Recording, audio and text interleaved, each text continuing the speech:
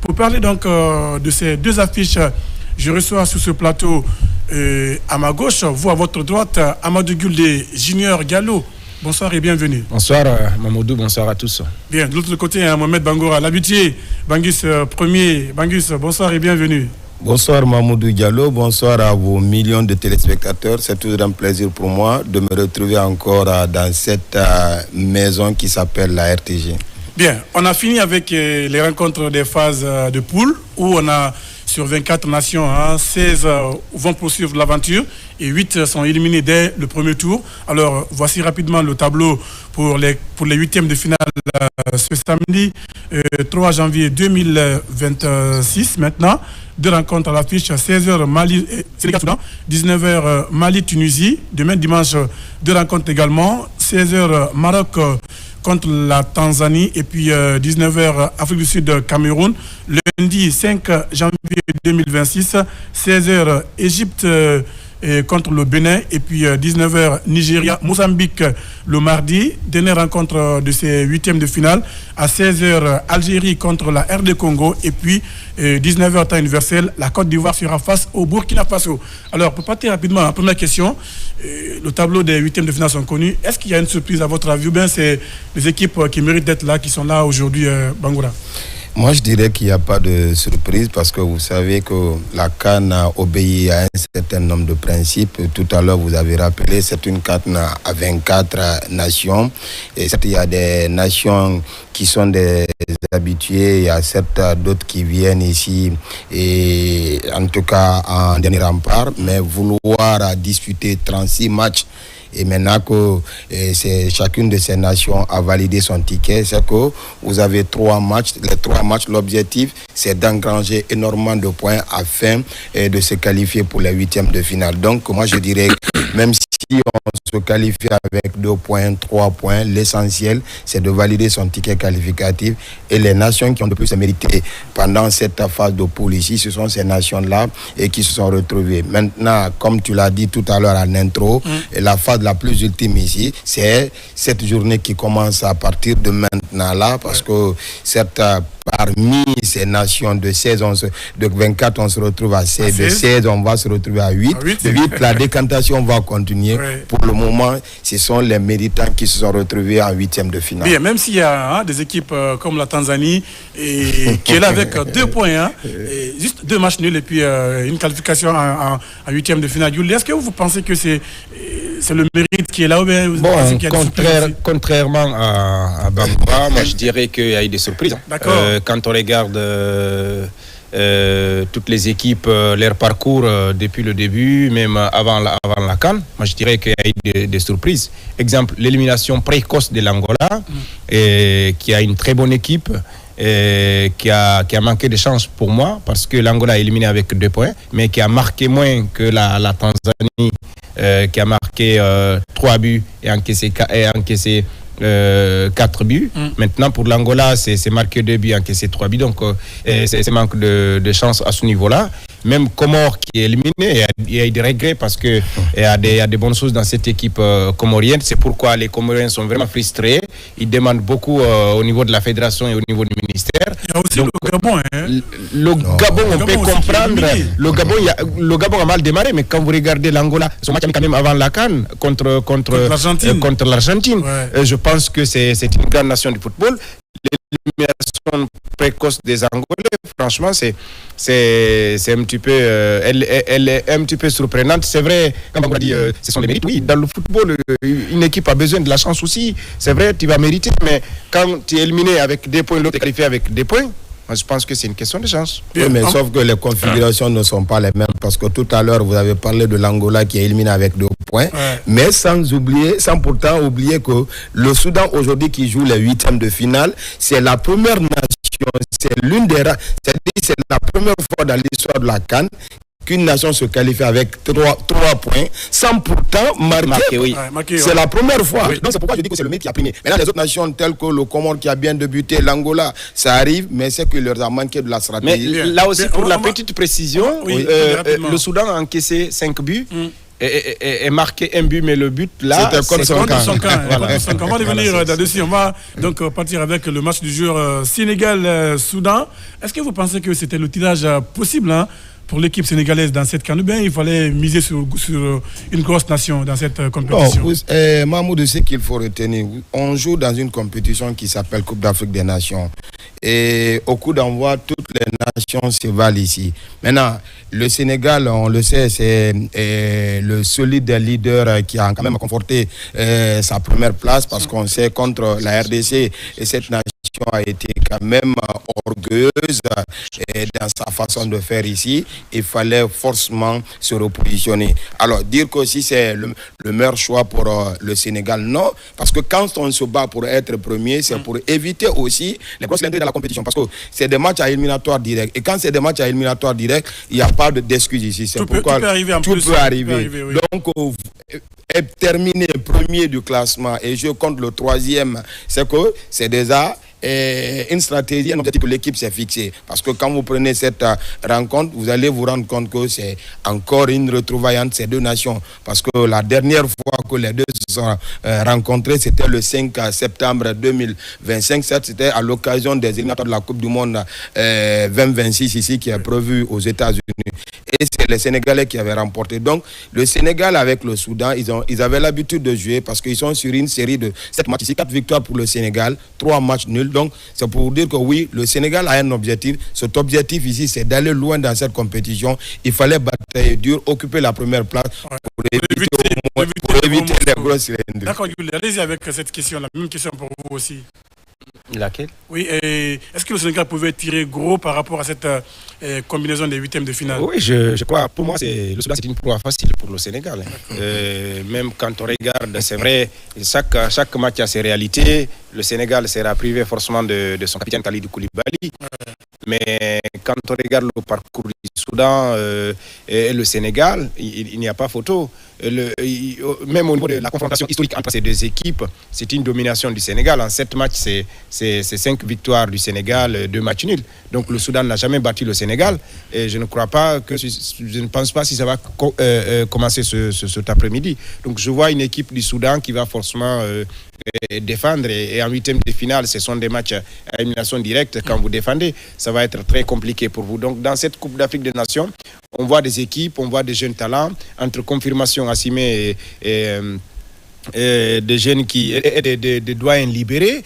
Mais je pense que le Sénégal va forcément faire un grand match pour donner le ton pour la suite de la compétition. Bien, et quand vous prenez un peu les stats de cette équipe sénégalaise lors des phases de poule, c'est 3 matchs joués, 2 victoires, 1 nul, 0 défaite, 7 buts marqués, un seul but concédé, voilà, et 7 points. Et première de cette poule, et poule D.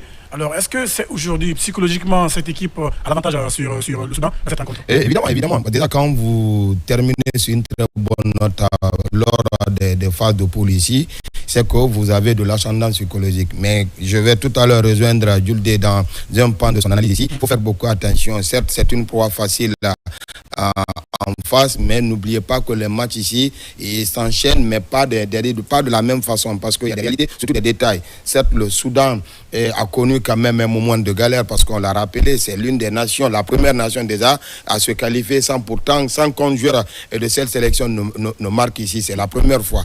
Mais en face, les deux nations ont l'habitude de jouer. Il a rappelé les statistiques, je l'ai rappelé. Alors le Sénégal, certes, va forcément jouer sur sa suprématie, parce que c'est un match de confirmation pour eux. N'oubliez pas, il a parlé de l'absence ici de Kalidou Koulibaly. Et quand vous prenez en 20 matchs ici disputés pendant que Kalidou est avec l'équipe, c'est que c'est 14 victoires. Et sans Kalidou avec l'équipe de Sénégal, c'est 4 matchs, c'est une seule victoire. Donc ça va être une absence de taille pour les Sénégalais. Mais comme c'est un effectif qui est riche, un effectif sur lequel nous pouvons beaucoup miser aujourd'hui pour la course ici au titre de cette 35e édition. Alors, ça passera forcément par des détails. Parce que quand vous prenez un peu le repositionnement tactique ici et technique de cette formation sénégalaise, vous allez vous rendre compte 2 fois qu'il y a des petits soucis au niveau du classement parce qu'il y a ce mélange entre la jeunesse ici et la vieillesse. Souvent, ça pose.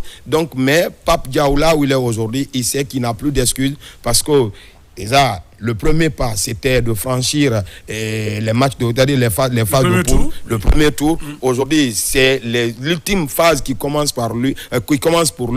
Il faut forcément gagner. Et pour gagner, il faut s'imposer avec la manière, surtout regagner confiance avec le peuple sénégalais, avec le football africain. Parce que le plus important, vous avez le Soudan, on va dire que c'est le Soudan. Mais attention, un match de CAN ici, ça ne se joue pas, mais plutôt ça se gagne. Bien, en tout cas, quand vous prenez l'effectif de cette équipe sénégalaise qui se repose au niveau de la défense sur Kalidou Koulibaly aujourd'hui qui n'est pas là, forcément ça va être autour maintenant de Moussa Niakhaté qui forme le duo avec Kalidou aujourd'hui. Et latéral gauche, c'est Jacobs et puis Crépin Gata, Edouard Mendy dans les buts.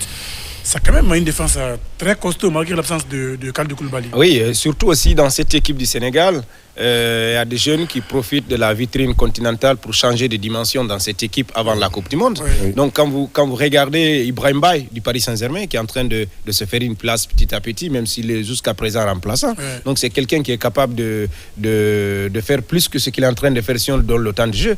Donc je pense qu'il y a tellement de joueurs. C'est pourquoi je vous dis que pour moi, logiquement, le Soudan, c'est une proie facile. Parce que le championnat, le football, surtout la CAN, ce n'est pas le hasard, ça se prépare. Regardez tous les pays qui n'ont pas de bon championnat, ou tous les pays qui n'ont pas de championnat, ils ne font pas long feu dans cette compétition. On a vu le Gabon, la façon dont ce Gabon a été éliminé, c'est une humiliation. On voit le Soudan où les clubs sont en train de bourlinguer en Afrique pour aller chercher des championnats. Les 2 clubs, les Almerek et autres, évoluent dans le championnat rwandais. Ça, si sur le plan local, ça ne marche pas, ça va être compliqué d'asseoir une équipe capable de contrarier les autres. Donc je crois que certains même disent que c'est une formalité. Moi, je ne vais pas aller jusqu'à ce point, mais je pense que c'est une proie facile pour le Sénégal. Bien. Voilà. Et quand vous prenez cette équipe sénégalaise, les buteurs, ils ont marqué 7 buts. 3 ont été marqués par des titulaires, oui. Et les 4 sont marqués par des joueurs remplaçants. Ça veut dire que sur le banc, l'entraîneur Pape Diaw a vraiment de répondants à Bangola. Forcément, il y a de répondants, parce que quand vous prenez cet effectif, vous allez vous rendre compte qu'à tous les compartiments, il y a forcément de répondants. Donc, et tu l'as rappelé, certes, il y a des titulaires qui ont marqué, mais aussi des remplaçants. Oui, surtout. C'est un but pour Sadio Mané, et puis 2 pour Nicolas Jackson. Et 2 pour Cheikh Ndiaye. Oui, Cheikh Ndiaye. Et surtout, qui est remplaçant. Hein? Oui. Ce qui fait quand même plaisir dans cet effectif sénégalais, c'est un peu la réaction de l'entraîneur. Parce qu'à un moment donné, il y avait ce problème-là qui revenait à tout moment au niveau du remplacement. Mais on a compris avec Pape Diaw, à chaque fois qu'il y a un changement, ça donne fruit. Parce que le garçon qui rentre dans le jeu et qui plante 2 buts, c'est pas donné à n'importe qui. Mais je l'ai dit à tout moment qu'il faut revoir un peu ce mélange entre la jeunesse ici et la vieillesse, parce qu'à des moments donnés, il faut la responsabilité qui doit porter, parce que c'est le schéma classique, c'est le 4-3-3 en face, c'est le même schéma qui joue. Mais n'oubliez pas que ce ne sont pas les mêmes joueurs, ce ne sont pas les mêmes mentalités ici. Donc les Sénégalais, ils ont besoin de prendre leur suprématie en mettant la manière. Aujourd'hui, les Sénégalais, ils sont largement favoris, mais attention, une fois encore, le Soudan, il a parlé du niveau du championnat. Il y a des nations qui n'ont pas aussi des championnats UP, mais le Soudan, c'est l'une des nations qui est régulière en termes de participation de la Coupe d'Afrique des Nations. Malgré qu'il y a une instabilité politique chez eux, mais ils sont au rendez-vous du championnat d'Afrique des Nations, ils sont au rendez-vous de la Coupe d'Afrique des Nations. La preuve en est que malgré que le championnat ne se joue pas sur leur propre installation, sur leur terrain, mais ils sont en 2e tour ici. Donc ça peut dire que oui, les donnes peuvent changer. C'est aux Sénégalais de ne pas tomber dans la facilité, parce que vouloir dire que nous sommes potentiellement en avance, nous avons les arguments, les éléments nécessaires, donc on peut se comporter comme ils ont fait contre la RDC, ça risque de les reprendre, parce que cette nation qui vient en ballottage défavorable comme ça, là, c'est une nation qu'il faut prendre au sérieux. En tout cas, quand vous prenez les stats côté soudanais, voilà, c'est 3 matchs joués, une seule victoire, 0 nul. 2 défaites, 1 seul but marqué, 5 encaissés. Ça veut dire, offensivement, il n'y a pas... Il faut dire même un but attribué. un but contre son camarade. Ça, c'était contre la Guinée équatoriale. La Guinée équatoriale. C'était d'ailleurs une surprise. Donc, je crois cette équipe du Soudan, c'est une équipe soudée qui joue très regroupée, mais arriver à un certain niveau, quand vous n'avez pas le championnat, quand vous n'avez pas des joueurs qui peuvent faire la différence, certaines individualités, ça va être très compliqué. Donc c'est vrai, le Soudan se débrouille pas mal en Afrique, quand on parle du CHAN, les catégories inférieures, la Ligue des Champions, la Coupe CAF. Mais attention, jouer contre certaines écuries comme le Sénégal, le Maroc et autres, il faut avoir des arguments, il faut avoir de talents, certains talents dans cette équipe. Maintenant, au Soudan, même en voyant cette équipe jouer, offensivement, c'est une équipe pauvre. Au milieu de terrain, c'est vrai, ils se débrouillent pas mal parce que la technicité, elle est là. Les joueurs soudanais, ils sont très techniques, mais pour moi, c'est insuffisant pour battre une nation comme le Sénégal. Alors, à votre avis, rapidement, sur quoi cette rencontre va se jouer, Bangoura? D'abord, les détails, surtout au niveau du milieu. Parce que quand vous prenez côté Sénégal, c'est 4-3-3. Le classement est proposé par l'entraîneur ghanéen de cette formation. Vous avez Pape Gueye, oui. Gana Gueye, et puis Liman Gaye comme le terrain. Oui. Ça va très vite. Ça va très, surtout quand vous avez des pistons qui sont très percutants. Ouais. Et ça va être vraiment un Sadio Mané sur le côté et puis Ismaël Assar aussi. Surtout, c'est l'expérience qui va beaucoup primer dans cette rencontre. Certes, c'est une équipe soudanaise qui joue en bloc bas, qui joue soudé. Qui va forcément défendre. Oui, qui défend très bien, mais n'oubliez pas que le Sénégal a des individualités qui vont beaucoup les aider. Surtout, vous avez aujourd'hui un garçon, s'il a la tête sur les épaules, il peut marquer à n'importe quel moment ses actions, même si deux fois il s'embrouille devant la carte. Mais le plus important, c'est les détails, surtout au niveau du milieu. N'importe quelle équipe, parmi les deux équipes, là, l'équipe qui réussira à remporter la bataille du milieu, forcément, c'est cette équipe-là qui va remporter la victoire. Bien, Yulé, la même question, comment cette rencontre va se jouer? Oui, je crois le Soudan va beaucoup souffrir offensivement, mais ils vont essayer de défendre dans un premier temps parce que dans des matchs pareils, forcément, l'équipe la plus faible va chercher le match. Que c'est une équipe qui joue souvent regroupée en défense. Chercher les matchs nuls pour rêver une prolongation ou tir au but. Donc forcément, c'est ce qui me pousse à dire que le Soudan va défendre et le Sénégal va éviter ce piège-là parce que ça va être un piège. Le Sénégal va se lancer directement dans la gueule de loup pour chercher des buts, pour tuer l'adversaire, pour démoraliser même les Soudanais parce qu'une fois il encaisse un but, 2 buts, 3 buts, c'est fini. Ça va être psychologiquement très compliqué pour le Soudan. Donc c'est ce que les Sénégalais vont chercher à asseoir un système très très solide pour aller marquer des buts, même si c'est difficile, mais je crois que c'est possible. Alors, peut-être une dernière question. Quelle est la touche particulière de Sadio Mané dans cette équipe sénégalaise, Bangoura? Oui, la touche particulière de Sadio Mané, on ne cesserait de le dire quand même. C'est le leader techniquement. C'est le leader technique parce qu'il porte l'équipe. Certes, il y a des jeunes qui sont très très motivés. Il y a la fougue derrière, mais n'oubliez pas à un moment donné que Sadio prend sa responsabilité. Moi, je vais juste vous renvoyer sur le but que Sadio a marqué contre la RDC. Quand il a marqué, vous voyez un peu la façon dont il haranguait même ses coéquipiers. La rage qu'il avait. Donc, c'est une façon de le dire. Oui, je suis là, je dois forcément jouer mon rôle. Aujourd'hui, Sadio, il est dans son rôle et il continue à aider l'équipe. C'est pourquoi Pape. Sinon, il y a des jeunes aujourd'hui qui sont très virevoltants, très remuants, mais ils préfèrent le garder, surtout et lui et Gana Gueye dans cet effectif. Bien. Moi, je crois la colonne vertébrale de cette équipe, c'est le gardien, Kalidou Koulibaly, et puis devant, c'est un peu incliné, Sadio Mané. Donc Sadio, c'est un leader. Kalidou, c'est un leader de vestiaire, mais Sadio reste un leader technique parce qu'il est écouté. Il fait aussi un bon travail sur le terrain. Si Sadio n'avait pas de rendement, il n'allait pas être convoqué. Il n'allait pas être, même s'il est convoqué parmi les 23, il n'allait pas être titulaire. Et quand vous regardez ce qu'il fait, moi je regarde son match contre la RDC, mais son mouvement était bon, il fait peur. Et il y a beaucoup de joueurs qui le suivent parce qu'à tout moment, il peut changer la physionomie du match. Bien. Alors, quel est votre pronostic pour cette première période? Je mise sur la victoire du Sénégal pendant ces 45 premières minutes parce que n'oublie pas que le directeur de jeu n'est autre qu'un arbitre mauritanien, c'est Dahana Beida. Donc, c'est pour vous dire que oui, les Sénégalais, ils n'ont plus d'excuses. Il faut aller directement dans la gueule de loup et ça, ils sont conscients. Je mise sur le Sénégal qui est largement favori. Oui, Yulé.